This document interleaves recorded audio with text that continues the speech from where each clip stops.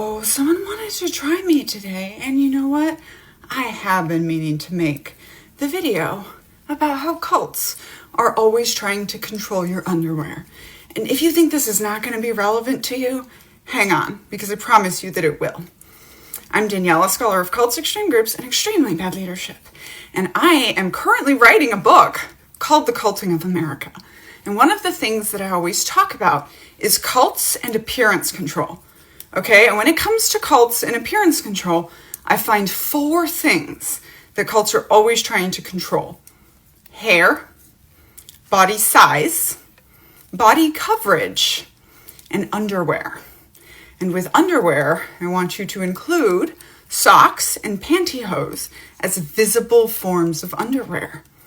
If you found it creepy in the past when your male boss was obsessed with the women wearing pantyhose, yes, you are correct.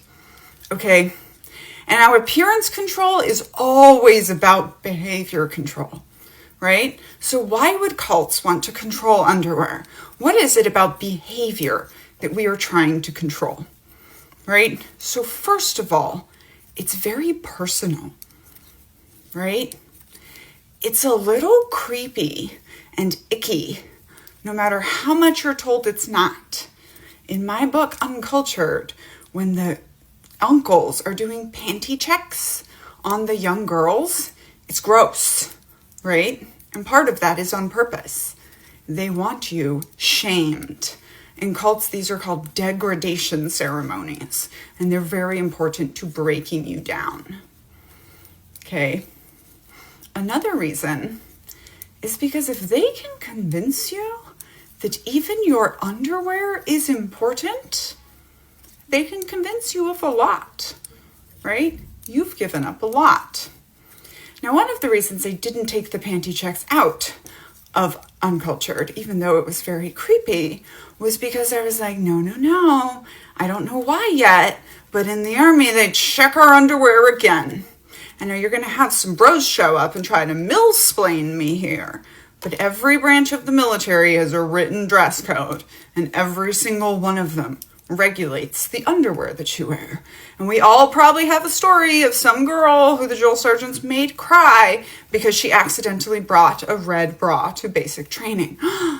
But people think it stops there, but it doesn't, right? Because even though the rest of the time you're in the military, there's not really a lot of underwear inspection going on. But here's the thing. If you have the requirement, then predators have an excuse to check. And not only had I barely started talking about this on the internet, and I started to hear stories of people being ordered aside by their creepy Sergeant so-and-so and told to show them their underwear. Underwear can even serve as another means of what is called performative regulation in cults, where cult members are policing each other. So you hear of the Mormons very creepily giving each other back rubs to police whether their Jesus jammies are in the right place. And by the way, watching the Mormon church crack up over underwear right now and the showing of shoulders, it's fun. It's going to create more damage than they think, because cults always need to control your underwear. Finally, underwear is a place that you can show a lot of resistance. And this can be ways that people push back. There's a reason that we stop wearing bras when we stop listening to controlling, coercive, toxic men and the patriarchy about how we are allowed to present ourselves. So maybe a bra is a good idea for you. But as for me and my house, we're going to present ourselves however we like. Have a day. Oh, that book I wrote, it's called Uncultured, about growing up in the Children of God religious cult and going into the cult of the U.S. Army. You can get signed paperback copies because the hard copy is sold out. Attached here.